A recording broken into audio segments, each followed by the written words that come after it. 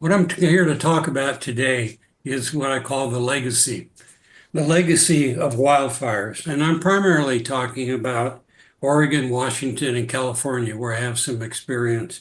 I also see it in Idaho and Montana in my travels around those states. The first point I see is the vast majority of the dead trees are not being salvaged.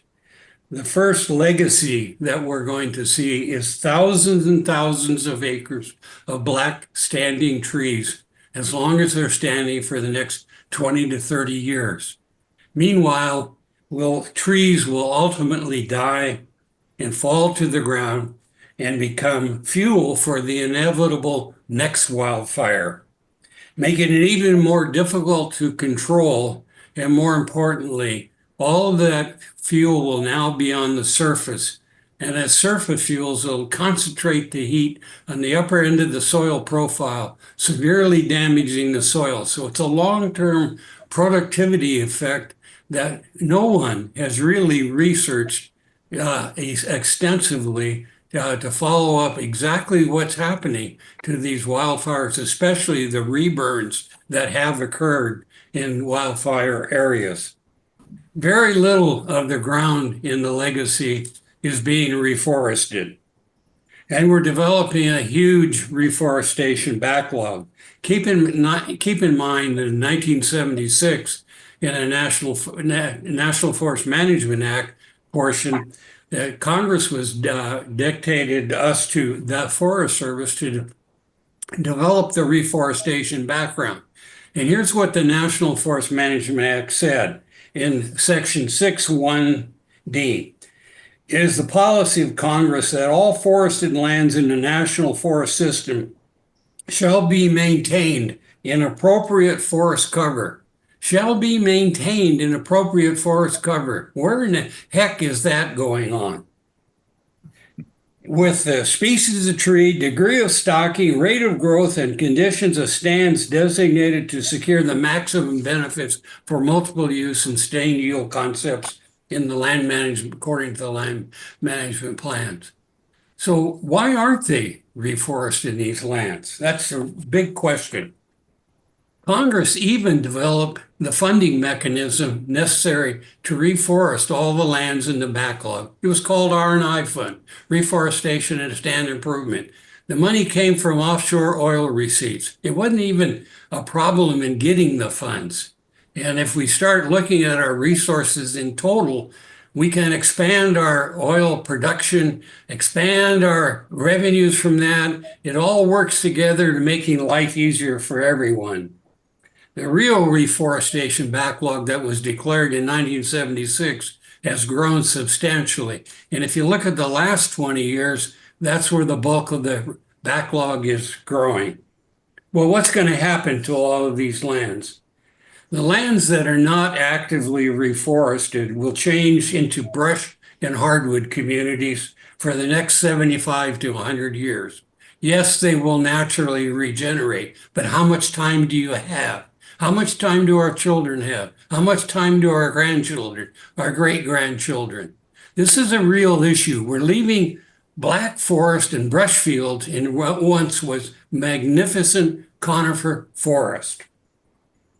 That's the condition that our grandchildren will receive. The next point I'd like to make is we don't have to do that. We have the knowledge and skills from science-based reforestation. And I can speak personally from that as a research program manager whose mission was to look at the entire reforestation cycle for the last 13 years of my career, plus the practical experience I had during the time I was in active management. The Forest Service has this background, and it includes the following necessary steps. Collection and storage of the seeds, the cones and the seeds that we're going to need to reforest the land. It's a no-brainer. We have to establish nurseries to grow these seedlings. We don't have to have bare root nurseries. We can go with container nurseries, but the Forest Service has to start expanding if they're ever going to get back on top of the reforestation backlog. Here's probably the most critical point. You need prompt salvage of the wildfires. Roger spoke about that at length. That what's happening, if you don't salvage them, those trees are still going to be there, they're fuel. And then from a common sense point of view, does it make sense to cut green trees when you got thousands and thousands of dead trees to cut? They're still utilizable. We need to do proper site preparation. We've got to have planting crews available. It's a temporary work job, and we definitely need to provide for common sense planting crews and have that workforce available. The biggest point we have to do is prepare to reduce plant competition after planting.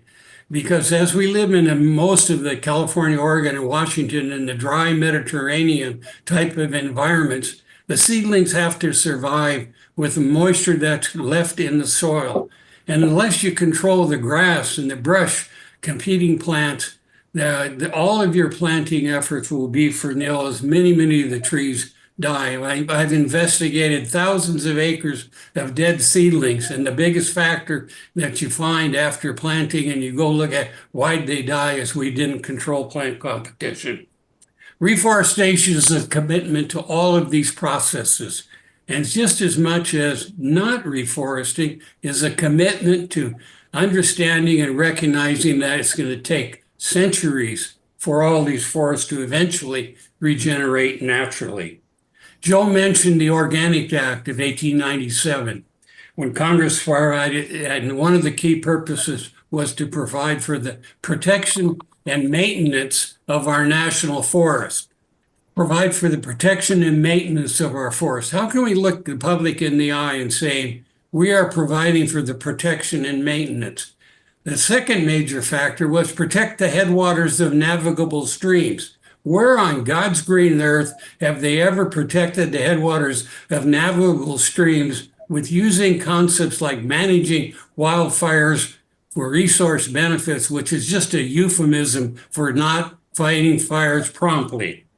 The last one was that after they provide the protection and maintenance, was the third purpose was to provide for a continuous supply of timber for the citizens of the United States. Good luck on that one. Thank you very much. Yeah. Hi, my name's Phil Aune. I have a 50-year career in the forestry arena. 37 years with the U.S. Forest Service, with my last assignment as 13 years as a research program manager. After that, I served 6 years as vice president of the California Forestry Association.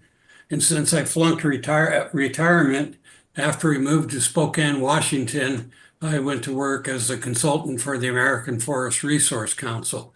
We've lived in Spokane, Washington for the last 20 years, but I constantly go back to California, see my grandchildren. And on the way, I usually take time to look at some of the wildfires. It's easy to see, they're everywhere.